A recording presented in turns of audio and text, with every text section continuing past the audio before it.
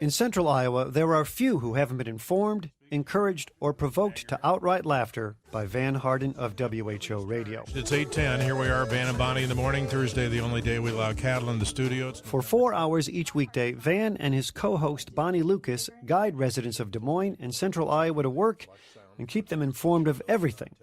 Van's radio career has netted him the prestigious Marconi Award, spawned leisure suit conventions, and provided a platform for promoting his own cheese crust pizza and inspirational book.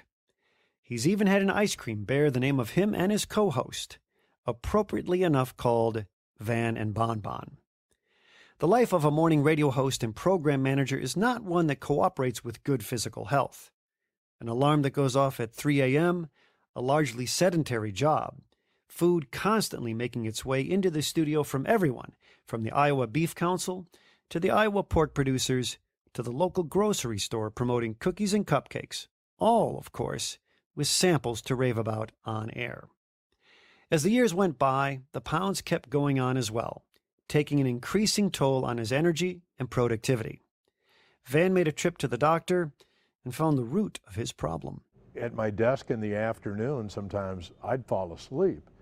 And that was embarrassing. Sometimes people would come in and wake me up, and that was embarrassing. And I thought, this is not good. And I thought, I don't know how much longer I can do this. And so I thought, well, I'm not a guy that runs off to the doctor. I'm a typical guy. And I thought I probably better go. The doctor started quizzing me on my dietary habits. And he said, what do you eat for breakfast? And I said, I don't eat breakfast. I'm on the radio. He says, oh, okay, well, what do you have for lunch? And I said, I hate to say it, but a lot of times I don't have lunch either. And he said, well, when do you eat? And I said, I eat at 5 o'clock when I get home, and then until I go to bed. And he slapped his forehead, and he got out a sheet of paper, and he says, okay, here's what you're going to do for the next month. Here's what you're going to eat. When you get off the air at 9 o'clock, you eat oatmeal with raisins and walnuts. At noon, you eat one thing of yogurt. And then for dinner, you can have like a chicken breast, skinless, boneless chicken breast, and a vegetable. And if you want dessert, you can have a fruit. And so I thought, boy, I said, that's it? And he said, that's it. And then I thought, you know, if I'm going to ask a guy for help, I probably should take his advice. I went right over to the Office Depot and I got a little binder that I still have with me today. And every single day, every single time I eat, I write down in there what I ate. And every morsel of food that's gone through my lips since mid-April, I have diaried. In addition to journaling all his food intake, Van added a simple yet life-changing routine to his life. He started walking. At the track at the school. And I would walk around 4 times, and then I got to looking at the stadium seats there, and I thought, I bet I could walk up and down those too. Van's walking revival took him to over 30 high school and college tracks around central Iowa. I just walk 8 laps around every one. And it's fun and it's fascinating and it's not boring. Van's changes to his diet and walking routine has already shed nearly 100 pounds off his body weight. On a return trip to his doctor, he got a surprising reaction. And I said, if you really want to know, here's my book. And I said, that'd be kind of boring for you. He said, oh no, I want to look through that. So he did. He took the book and he looked through every single page and he was shaking his head. He said, this is amazing. This is amazing. I wish everybody that I talked to would take this as seriously as you do. Despite having every reason why he can't lose weight, Van doesn't want his job to be an excuse for poor physical fitness anymore. You go out to dinner and the things that you have on your list aren't there, but there's almost always like a salad or something that's without all the dressing and without all the peripheral stuff on it that you can have. Your family doesn't eat the same way you do. They either don't want to do what you're doing or they can't do what you're doing, and then you feel bad, well, you know, I should fudge factor a little bit. No, you don't do that. You've got the mindset of here's what I need to do, and I am going to do this. And the perfect thing for me was the Iowa State Fair, because I thought if I can make it through the Iowa State Fair, I can make it through anything, because at the Iowa State Fair, when we go out there and broadcast, not only is food readily available, but people bring it to you on a plate and say, here, eat this.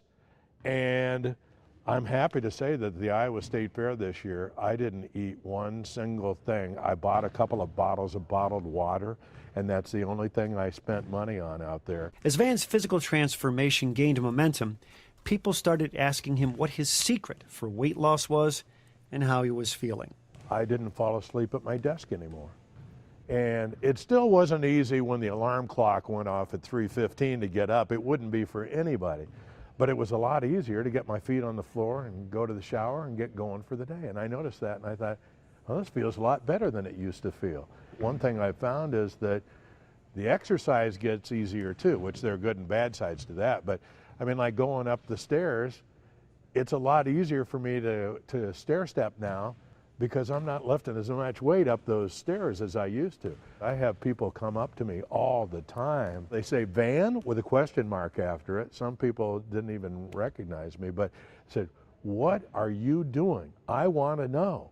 And so it's a chance to witness to people that have had a hard time or having a hard time losing even 5 or 10 pounds, you know, and I know because I've done that over and over and over. Having lived on both sides of the health spectrum, Van wants to share a message of hope, steadfastness, and encouragement to those who sense a need to change direction. I did this. I know that other people can do it too. Some people say, oh, you just have more willpower than I do. Well, first of all, you got to know there's going to be landmines, and you're going to disappoint yourself a time or two also. You got to get over that, just like shooting a bad golf shot. I mean, if you let it get to you, then the next one's going to be even worse. I think, especially for people of faith, you know, this whole thing makes it sound like I worked really hard to do this, but to tell you the truth, God did it because I asked him to help me.